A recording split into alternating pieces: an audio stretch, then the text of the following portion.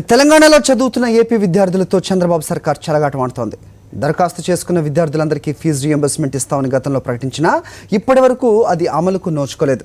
ఆ హామీని నమ్మిన దరఖాస్తు చేసుకున్న విద్యార్థులకు ఇప్పుడు కష్టాలు మొదలయ్యాయి. కాలేజీ యాజమాన్యాలు ఫీజులు కట్టాల్సిందేనని ఒత్తిడి తెస్తుండటంతో విద్యార్థుల భవిష్యత్ ఇబ్బందుల్లో పడుతోంది. తెలంగాణలో చదివే ఏపీ విద్యార్థులు కష్టాల సంద్రంలో మునిగిపోయారు. ఆంధ్ర విద్యార్థులకు అండగా ఉంటానని చంద్రబాబు చెప్పిన మాటలు నమ్మి ఇబ్బందుల్లో పడ్డారు. దరఖాస్తు చేసిన ప్రతి ఒక్కరికి ఫీజులు చెల్లిస్తామని ఆర్భాటంగా గతంలో చెప్పిన బాబు ఆ హామీని తుంగలో తొక్కారు. చంద్రబాబు చెప్పిన మాటలు నమ్మిన ఏపీ విద్యార్థులు ఇప్పుడు తలలు పట్టుకుంటున్నారు. ఫీజు రియంబర్స్మెంట్ కోసం దరఖాస్తు చేసుకున్నా అవి పక్కన పెట్టడంతో ఆందోళనలో ఉన్నారు.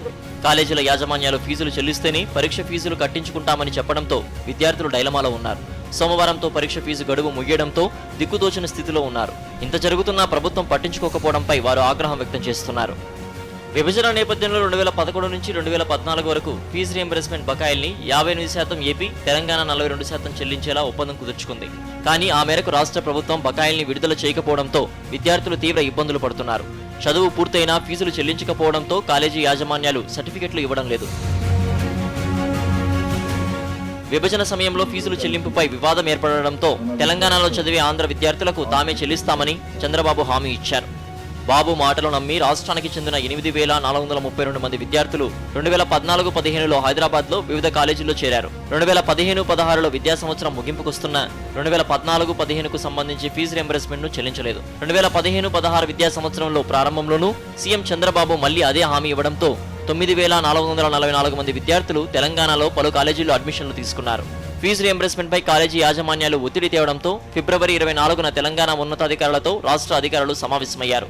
2014-15, 15-16 విద్యా సంవత్సరాలకు సంబంధించిన ఫీజు రియంబర్స్మెంట్ను విద్యార్థుల స్థానికతను తేల్చి చెల్లించేలా ఇరు రాష్ట్రాల మధ్య ఒప్పందం కుదిరింది. విద్యార్థులు దరఖాస్తు చేసుకున్న సంవత్సరానికి ముందు 7 ఏళ్లలో వరుసగా 4 ఏళ్లు ఏ రాష్ట్రంలో చదివి ఉంటే ఆ ప్రభుత్వమే ఫీజులు చెల్లించాలని అంగీకరించారు. ఆ సమయంలో తెలంగాణలో చదువుతున్న విద్యార్థులు ఏపీ ఫీజు రియంబర్స్మెంట్ కోసం దరఖాస్తు చేసుకోవాలని ఏపీ సర్కారు సూచించింది.